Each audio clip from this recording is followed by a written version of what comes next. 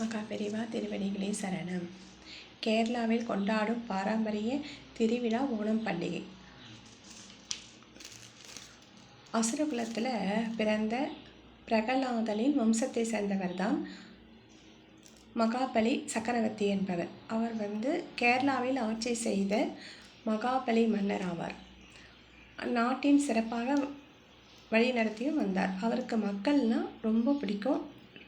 அதே மாதிரி மகாவிஷ்ணு மேலே ரொம்ப தீவிர பக்தி கொண்டவர்.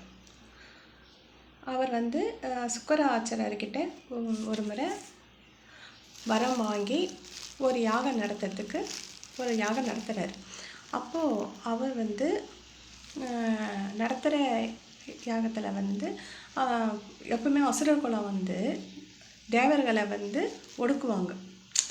அதனால் இந்த யாகம் அவர் செய்யும் போது தேவர்களுக்கெல்லாம் ஒரு வித பயம் வந்துருச்சு. அவங்க நேராக போயிட்டு மகாவிஷ்ணுக்கிட்ட முறையிடுறாங்க. இந்த மாதிரி இவர் மகாபலி மன்னர் யாகம் நடத்துகிறாரு. அது எங்களுக்கு எதனா இதுவாகும்னு சொல்லி பயமாக இருக்குது. நீங்கள் தான் அந்த யாகத்தை எப்படியாவது நிறுத்தணும், இல்லை எங்களை காப்பாற்றணும்னு சொல்லிட்டு தேவருங்கெல்லாம் மகாவிஷ்ணு கிட்டே போயிட்டு முறையிடுறாங்க. அப்போ மகாவிஷ்ணு சரி நான் பார்த்துக்கிறேன்னு சொல்லிட்டு மகாவிஷ்ணு மகாபலி மன்னர்கிட்ட வராரு. அப்போ அவர் எப்படி வராருன்னா 3 அடி உயரம் குள்ளமாக ஆகிட்டு ஒரு வாமனர் மாதிரி வராரு. மகாபலி மன்னர்கிட்ட அவங்க அந்த யாகம் எப்படின்னா, யாகம் நடந்து முடியும் போது மக்களுக்கு வரம் கொடுக்கணும் அப்படின்னு ஒரு வழக்கம். அதனால் மகாவிஷ்ணு அந்த வாமனர் ரூபம் கொண்டு அங்கே அவர்கிட்ட வரம் கேட்கறதுக்கு வரார். அப்போது சுக்கராச்சாரர் அவருடைய குரு, மகாபலி மன்னருடைய குரு, அவர் இதை தெரிஞ்சுக்கிறார். இவர் வந்தவர் மகாவிஷ்ணு தான் அப்படின்னு சொல்லிட்டு மகாவிஷ்ணுன்னு சொல்லிட்டு தெரிஞ்சுக்கின்னு நீ இந்த வரம் கொடுக்கறத நிறுத்திடு, இதுக்கு மேலே கொடுக்க வேணாம் அப்படின்னு சொல்கிறார். அதுக்கு மகாபலி மன்னர் நான் இது வரைக்கும் கொடுத்துட்டேன், இந்த யாகம் முடிய போகுது, அது இதையும் கொடுத்துடலாம் அப்படின்னு சொல்லிட்டு அவர் அவர் சொல்கிறத கேட்காத அந்த மகாவிஷ்ணு வந்ததுன்னு அவருக்கு தெரியாது. சரி வரமளிக்க என்ன வேணும்னு சொல்லிட்டு அவர் கேட்குறார். மகாபலி மன்னர் அந்த வாமனர்கிட்ட கேட்குறாரு. அவர் என்ன சொல்கிறாரு, எனக்கு 3 அடி வேணும் அப்படின்னு கேட்குறாரு. அதுக்கு இவருக்கு ஒரே நகைச்சுவையாக கேட்குறாரு, 3 அடி உனக்கு போதுமா அப்படின்னு. 3 அடி போதும், எனக்கு அந்த வரம் கொடுத்தா போதும்னு சொல்லிடுறாரு. சரின்னு அப்போல்லாம் வரம் கொடுக்கும்போது தண்ணீரை வார்த்து கொடுப்பாங்க கையில் இது பண்ணி. அப்போது அது அந்த மாதிரி கொடுக்கும்போது இவருடைய மகாபலி மன்னர் கிட்ட இருக்கிற அந்த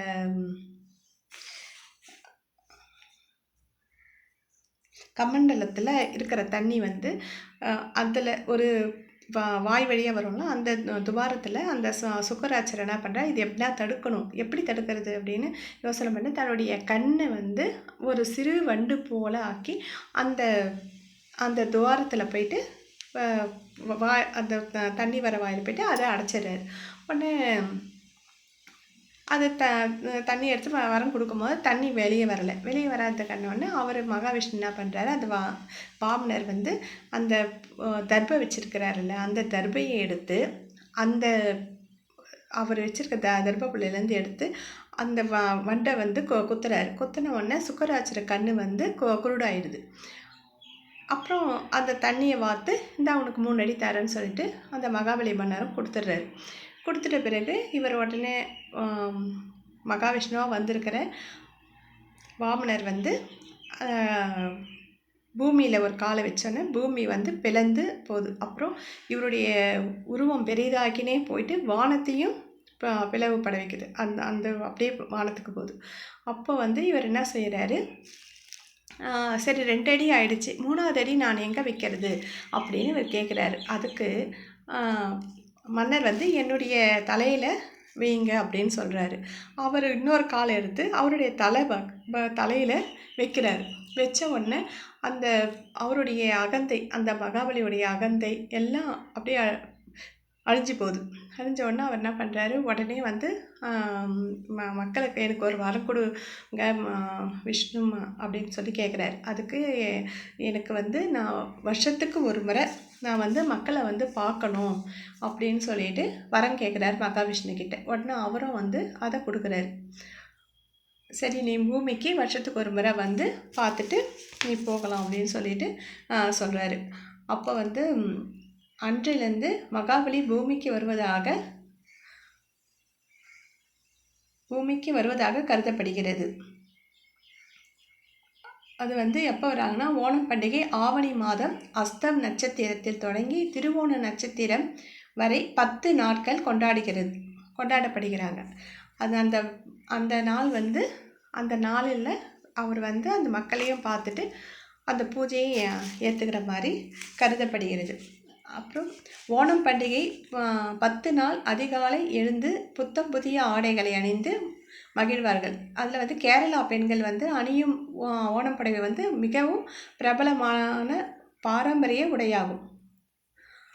அதில் வந்து இந்த புடவையில் அதிகமாக இருக்கும் வெண்மை நிறம் அமைதி, தூய்மை, கேரளாவின் கலாச்சாரம் ஒற்றுமையும், தங்க நிறம் வந்து செல்வத்தையும் குறிப்பதாக சொல்லப்படுகிறது. ஆண்களுக்கு கூட தங்க நிற ஓரம் கொண்ட வேஷ்டியும் அணிந்து மகிழ்வார்கள்.